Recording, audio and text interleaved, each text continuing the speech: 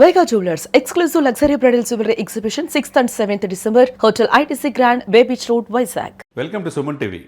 పవన్ పంచతంత్రం ఏంటిది? పవన్ వ్యూహాలకి లెక్కలు చాలానే ఉంటాయి. ఎవరికి అర్థం కాని ఇదిలో రాజకీయాల్లో సక్సెస్ అయ్యారు పవన్ కళ్యాణ్ గారు. ఎక్కడ గెలిచిన వ్యక్తి ఈరోజు 100% స్ట్రైక్ రేట్. దేశ రాజకీయాల్లో పవన్ కళ్యాణ్ గారిని డిప్యూటీ సీఎం గారిని చూస్తూ ఉన్నాం. అటువంటి వ్యక్తి అతను త్రిశూల వ్యూహంలో భాగంగా పిఠాపురాన్ని ఒక రోల్ మోడల్గా తీసుకొని ఒక 5గురిని గ్రామస్థాయిలో అపాయింట్ చేసి దాన్ని దేశానికి అందించామని నిర్ణయించుకున్నారు. ఆ పంచతంత్రం ఏంటి, ఆ పాంచి పటాక ఏంటి? రాజకీయాల్లో సరికొత్తగా ఉంది. ఏ రాజకీయ పార్టీ గతంలో చేయని విధంగా గ్రామస్థాయి, మండల స్థాయి, తర్వాత జిల్లా స్థాయి, రాష్ట్ర స్థాయి, దేశ స్థాయి వరకు ఒక 5గురిని కమిటీకి ప్రతి కాన్స్టిట్యున్సీలో అపాయింట్ చేసుకొని జనసేనని ఢిల్లీ నుంచి గల్లీ దాకా విస్తరించాలని నడుం బిగిస్తున్నారు. ఫార్ములా 6 నెలల క్రితమే ఇది పిఠాపూర్లో సక్సెస్ అయింది. ఇది రాష్ట్ర వ్యాప్తంగా ఇప్పుడు 21 స్థానాలు గెలుచున్నాయి. 2 ఎంపీలు ఉన్నాయి, 2 ఎమ్మెల్సీలు ఉన్నారు. వీటితో పాటుగా అన్ని నియోజకవర్గాల్లో జనసేనని క్షేత్రస్థాయిలో ఢిల్లీ దాకా ఒక మంచి ప్రజాస్వామ్యంలో ప్రజల కోసం పనిచేసే కార్యకర్తగా తయారు చేయాలని పవన్ కళ్యాణ్ గారు నిర్ణయించారు. ఆ దిశగా అంటే ఇంతకుముందు పార్టీలు చేయలేదా అనేది కాదు, ఈయన చేసే ప్రతిది కూడా చాలా సిస్టమేటిక్గా గ్రామీణాభివృద్ధిలో 23వ స్థానంలో ఉన్నదాన్ని ఇప్పుడు 3వ స్థానానికి తీసుకొచ్చారు. రోడ్లు అస్తవ్యస్తమైన 5 సంవత్సరాల్లో చాలా విపరీత ఇబ్బందుల్లో ఉన్న ఆ రోడ్లన్నిటి కూడా సస్యశ్యామలం చేసేసి గ్రామాలకి పట్టణాలకి ఆ కనెక్టివిటీ మనం తీసుకొచ్చింది మనం చూసాం. కట్ చేస్తే ఇప్పుడు పంచాయతీల మీద దృష్టి పెట్టాడు, సక్సెస్ తీసుకెళ్ళింది. నిన్నగాక మొన్న పంచాయతీలు చూస్తే 77 జిల్లా పరిషత్ అందరూ వెళ్ళలేని పరిస్థితుల్లో ఆ సమస్యలు తెలుసుకోవడానికి ఒక నోడల్ ఆఫీసులాగా 77 ఆఫీసులు స్టార్ట్ చేశారు. అందరూ కూడా ప్రశంసించారు, అటు టీడీపీ, జనసేన, బీజేపీ. కట్ చేస్తే స్కూల్స్ కూడా చిల్డ్రన్ అండ్ పేరెంట్ ఎడ్యుకేషన్ ఏంటనేది చిలకలూరుపేటలో ఈరోజు కూడా వెళ్ళింది మనం చూసాం.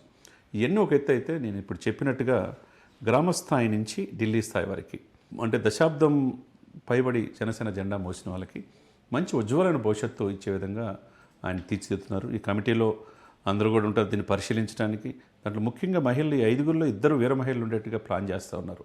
సరికొత్త రాజకీయాల దిశగా పవన్ కళ్యాణ్ గారు ముందుకెళ్తున్నారు.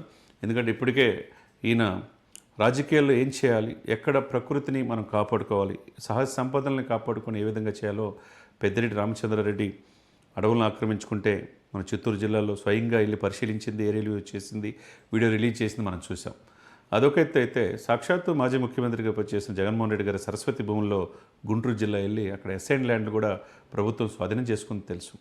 తర్వాత సజ్జల మీద కడప జిల్లాలో ఆరోపణలు వస్తే అది కూడా ఎంక్వైరీ చేయించింది తెలుసు. అంటే ఎవరిని కూడా ఉపేక్షించేదేమి లేదు. ఎవరు ఎంత పెద్ద స్థాయిలో ఉన్నా స్వపక్షం విపక్షమై ఈరోజు సరికొత్త రాజకీయాల దిశగా అవినీతి లేని, అవినీతి మరకంటని రాజకీయ నాయకుడిగా పవర్ స్టార్ పవన్ కళ్యాణ్ని మనం చూస్తున్నాం. ఈ పంచతంత్ర, ఈ పాంచ్ పటాక గ్రామస్థాయి నుంచి పార్టీని ప్రక్షాళన దిశగా జనం కోసం మనం కోసం జనం అన్నట్టు జనసేన పార్టీ ఈరోజు ముందుకు తీసుకెళ్లే తీరు అనేది అందరూ కూడా ప్రశంసిస్తున్నారు. ఆ దిశగా పవన్ కళ్యాణ్ గారు తీసుకెళ్ళగలిగితే దశాబ్దం పైన ఏ పదవి ఆకాంక్ష లేకుండా ఆయనతో పాటు నడిచే వాళ్ళందరికీ కూడా మంచి ఉజ్వలమైన భవిష్యత్తు జనసేన పార్టీలో ఉంటుందనేది మనం చూడవచ్చు. ఏమంటే రాజకీయ పార్టీల్లో ప్రతి ఒక్కరు డబ్బు సంపాదన పరమావధిగా ఉంటారు, ప్రజల సేవను పక్కన పెట్టి. కానీ పవన్ కళ్యాణ్ గారు అది కాదు.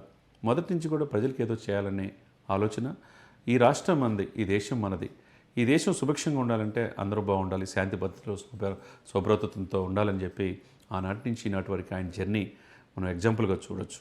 అదేవిధంగా హిందూ సనాతన సాంప్రదాయాన్ని కాపాడుకుంటూ ఒకవైపు, ఇంకోవైపు మత్స్యకారుల సమస్యలు, ఒకవైపు వికలాంగుల సమస్యలు. ఏ సమస్య ఎక్కడున్నా ఆ సమస్యకి పవన్ కళ్యాణ్ గారి దగ్గరికి వెళ్తే పరిష్కారం అవుతుంది 100% అనేది జగమెరిగిన సత్యం. ఈరోజు రాజకీయాలు కావచ్చు, సినిమాలు కావచ్చు, అన్నిట్లో సక్సెస్ అవుతా సరికొత్త రాజకీయాల దిశగా ముందుకెళ్తున్నారు. ఈరోజు పత్తిపాటి పుల్లారావు గారు మాట్లాడి చంద్రబాబు నాయుడు గారితో పాటు రైట్ హ్యాండ్గా ఉండి ఈరోజు కూటమి గెలుపులో ఆయన కీలకమైన పాత్ర అని పత్తిపాటి పుల్లారావు గారు లాంటి సీనియర్ నాయకులు అంటున్నారు.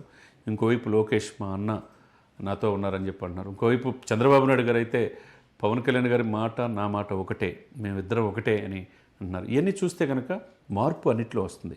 కూటమి తన ధర్మాన్ని ఎక్కడ నేను ఎక్కువ నేను తక్కువ అనేది కాకుండా అటు చంద్రబాబు నాయుడు గారు, పవన్ కళ్యాణ్ గారు, ఇటు లోకేష్ గారు సమన్వయంతో పనిచేస్తున్నారు. ఇదే సమన్వయంతో పనిచేస్తే కనుక వీళ్ళు అనుకున్నట్టుగా 15 సంవత్సరాలు వీళ్ళే ఉండొచ్చు. ఏదైనా మిస్ఫైర్ అయితే మాత్రం ఒకరికొకరు మేమెచ్చు మేము తక్కువ ఇదేముందిలే అని చెప్పేసి అనుకుంటే మాత్రం అది జగన్మోహన్ రెడ్డి గారు కాచుకొని కూర్చుంటాడు. ఆయనకున్న 39% ఓటు బ్యాంక్ కూడా మనం చూడొచ్చు. కాబట్టి రాజకీయాలు ఎప్పుడు ఏదైనా జరగవచ్చు. సమయంతో ఉండాలి. చంద్రబాబు నాయుడు గారిని అమిత్ షా గారు వచ్చినప్పుడు కూడా పవన్ కళ్యాణ్ గారు ఒక మాట చెప్పాడు, ఇది ఈ సంబంధం ఈ కూటమి ఈ స్నేహం కలకాలం ఉండాలంటే మిస్ఫైర్ కాకుండా చూసుకోమన్నారు. మరి ఆ విధంగా తన పార్టీని ప్రక్షాళన చేసుకుంటా తన పార్టీని క్షేత్రస్థాయిలో ముందుకు తీసుకెళ్తా ఈ పంచసూత్రాన్ని ఈ సిద్ధాంతాన్ని ప్రజల్లోకి ముందుకెళ్ళి జనసేన పార్టీని సరికొత్త రాజకీయ కేంద్రంగా తీసుకురావటంలో పవన్ కళ్యాణ్ గారు చేస్తున్న ఏదైతే తీరుందో 100% కరెక్ట్ అనేది అర్థమవుతుంది. ఎందుకంటే అటు మహారాష్ట్ర వెళ్ళినా, ఇటు తమిళనాడు వెళ్ళినా, ఇటు కేరళ వెళ్ళినా, ఇటు కర్ణాటక వెళ్ళినా, ఎక్కడికి వెళ్ళినా 100% స్ట్రైక్ రేట్తో పవన్ కళ్యాణ్ గారు రాజకీయం చేస్తూ ఉన్నారు. మరి తన ఇంటిని తన చక్క పెట్టుకోవాలి కదా. ఇప్పుడు పవన్ కళ్యాణ్ గారు ఏం చేస్తున్నారు, తన జనసేన పార్టీని తన కష్టార్జితంపై నిలబెట్టిన జనసేన పార్టీని ఈ రోజును క్షేత్రస్థాయిలో ప్రజల ముందు తీసుకెళ్ళటానికి తన అహర్నిశలు కష్టపడుతున్న తీరుని అందరూ కూడా ప్రశంసిస్తున్నారు. మరి ఇంకా తదుపరి ఇంకా ఏ ప్రణాళికలతో ముందుకు వస్తాడో పవన్ కళ్యాణ్ గారు మనం వేచి చూడాలి.